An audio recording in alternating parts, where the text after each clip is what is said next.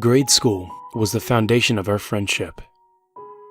While the rest of the girls in our class were competing in popularity contests, Heather and I were having fun being ourselves. One time, Bridget Beasley, the top girl of the class, came out of our homeroom class before it began, wearing a bright purple velvet shirt, light-colored flare jeans, and her hair up in a high ponytail. At the time, we were only 10, but her older sister was in high school and let her wear her makeup. All the other girls looked up to her for fashion statements. Bridget looked at us, giggling to ourselves by the lockers, scowled at me, then looked at Heather as if wanting to give her a dirty look as well, but couldn't bring herself to do it. "Hey," she greeted her instead, and quickly walked off. Heather never replied to her, but it was the fact that she was acknowledged. "Yeah, right." Heather looked to me and muttered, and started giggling again. I knew she saw the look I was given. I knew she was taking a stand as my best friend. I was still absorbing what happened, but joined her in modest laughter. Heather never had to try. I was grateful. She was a natural, and because she was always at my side, I got to skip past the bullying.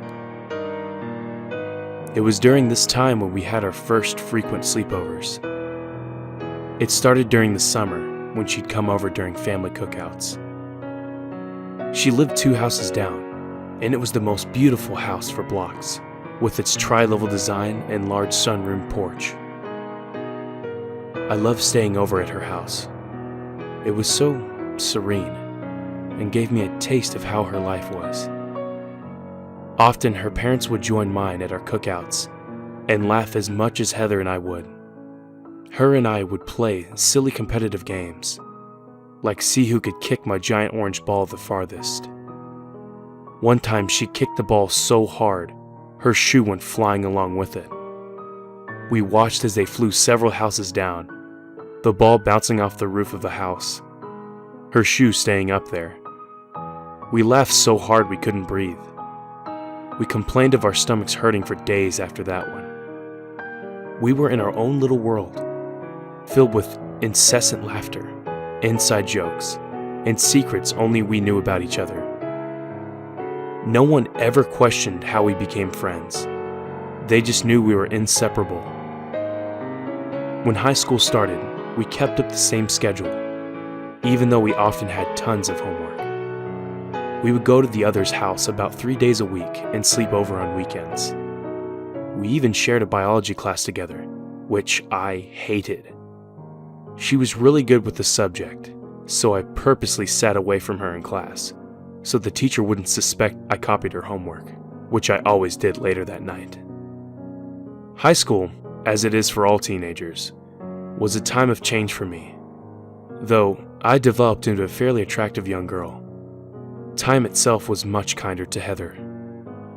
She was pretty before, but in high school, she didn't go by unnoticed.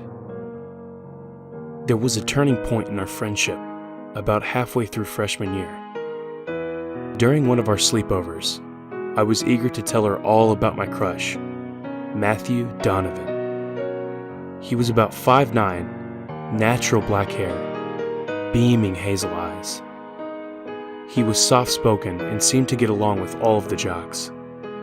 I was intent on having Heather brainstorm with me to figure out a way to strike up a conversation with him and get him to notice me in a romantic light. I told her acting like a truly giddy schoolgirl and watched the color drain from her face.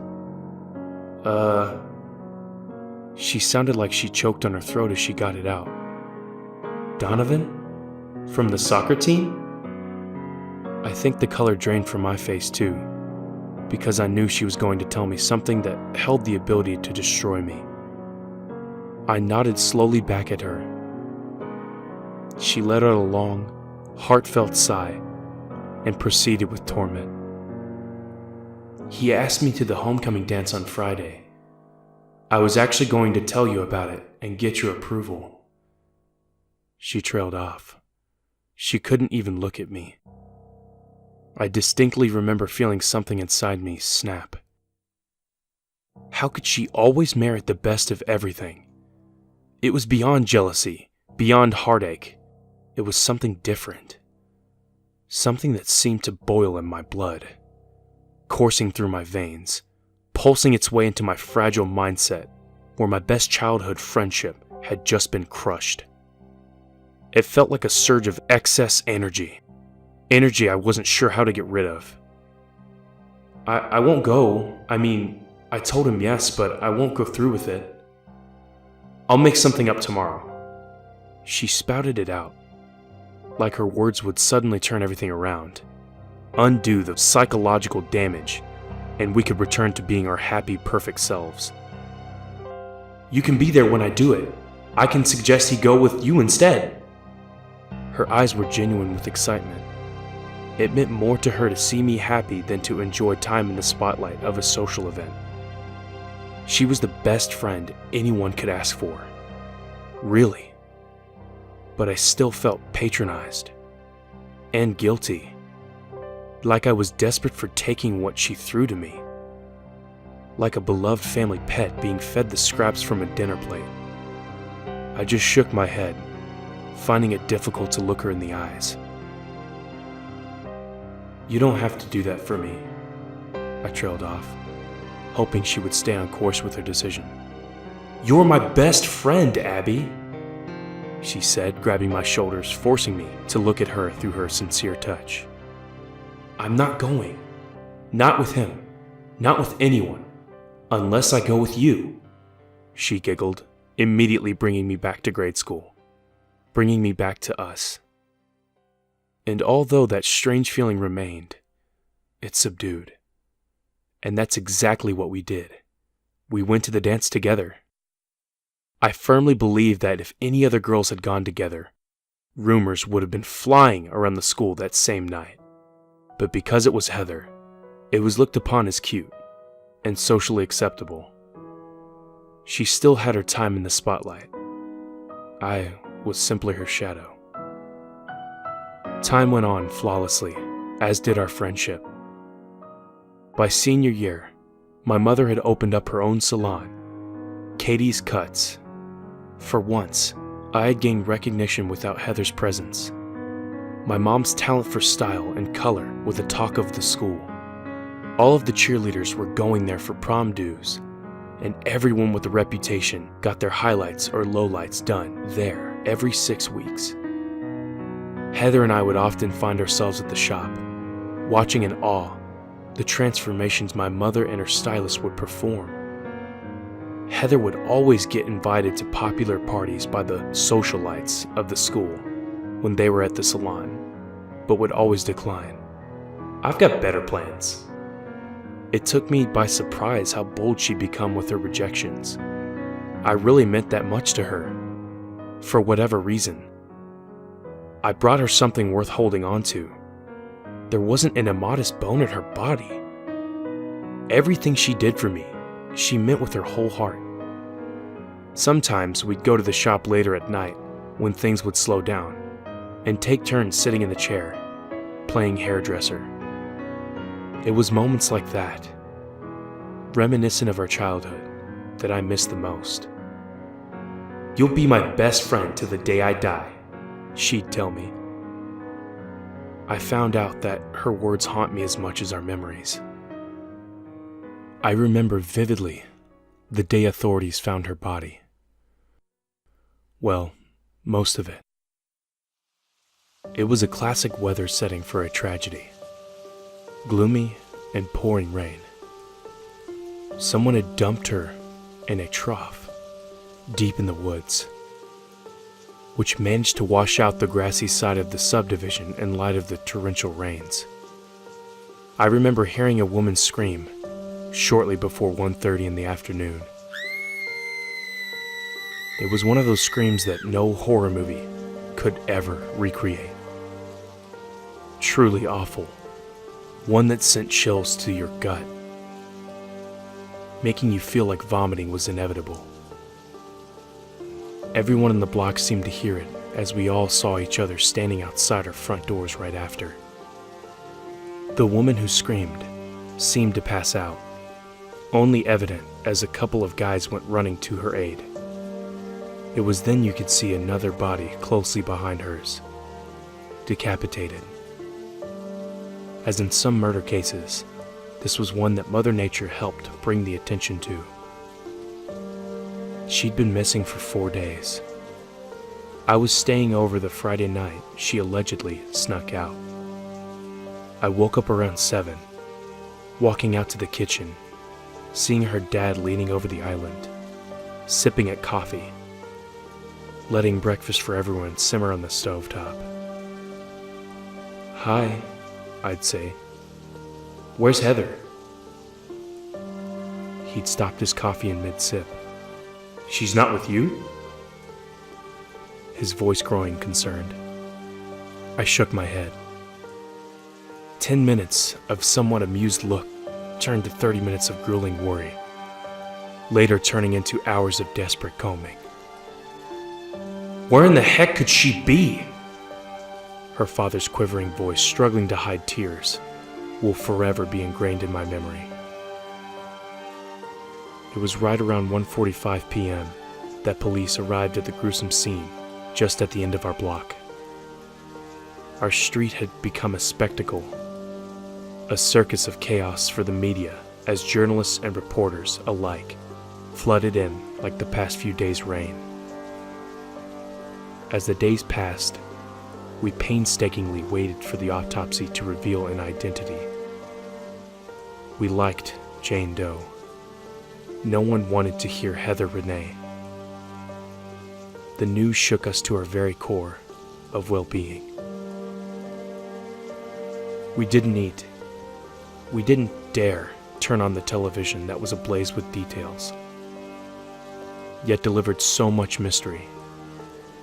I found myself late at night, unable to sleep, glued to whatever local news stations were addressing any breakthroughs of my belated best friend. There was no suspect, no DNA left behind, no sign of forced entry to her house that fateful night, no sign of a struggle on her body, and no trace of her head. Teenagers from our high school would parade down to the spot her body was found, as if some celebrity hangout. It had been a whole year since we graduated. Those idiots didn't know her.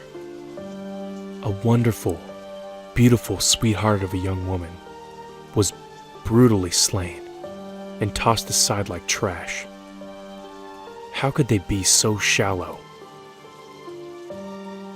"There are plenty of sickos out there," my mom had stated, trying her best to defend the situation.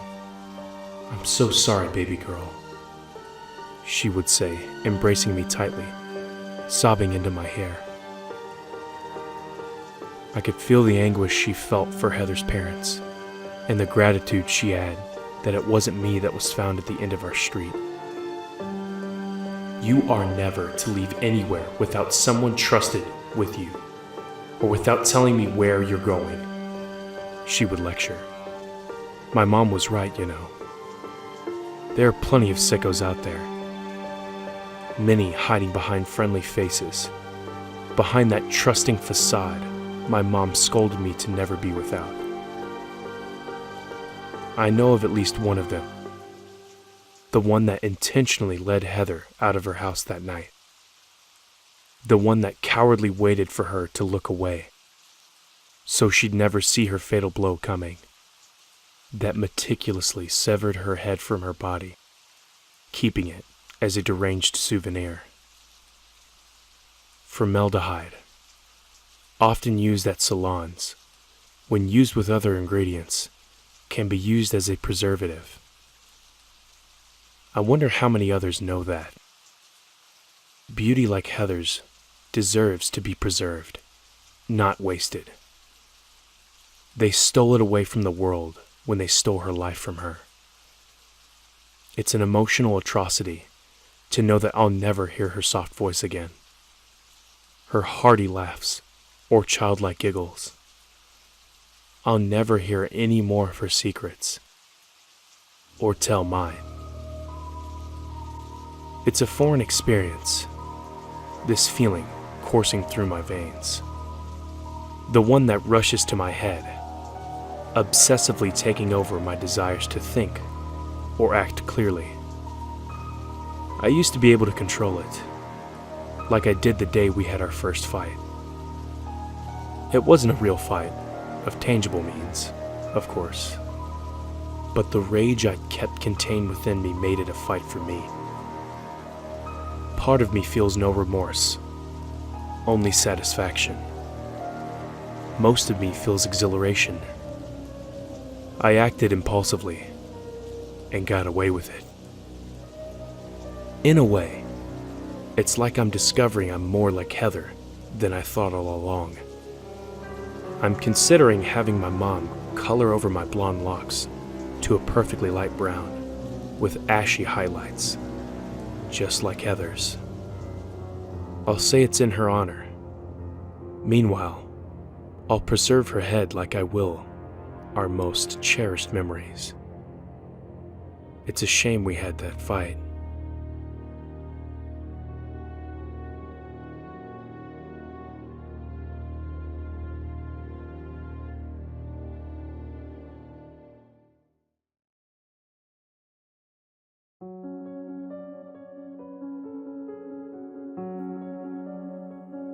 What up, guys? This is Graveyard Golgotha, and thank you very much for watching. I would like to give a huge shout out to Amy Dillon for sending me this story. I really appreciate the time and effort she put into making it. I, for one, can honestly say that I didn't expect that ending. And all I can say is poor Heather. But if you haven't already, go follow her on Twitter. She's a local storm chaser and is an amazing story writer. Speaking of following people, before you leave my channel, hit that subscribe button to become a member of the underground, and feel free to also follow me on Twitter. Once again, thanks for watching, guys, and I'll see you guys in the next one.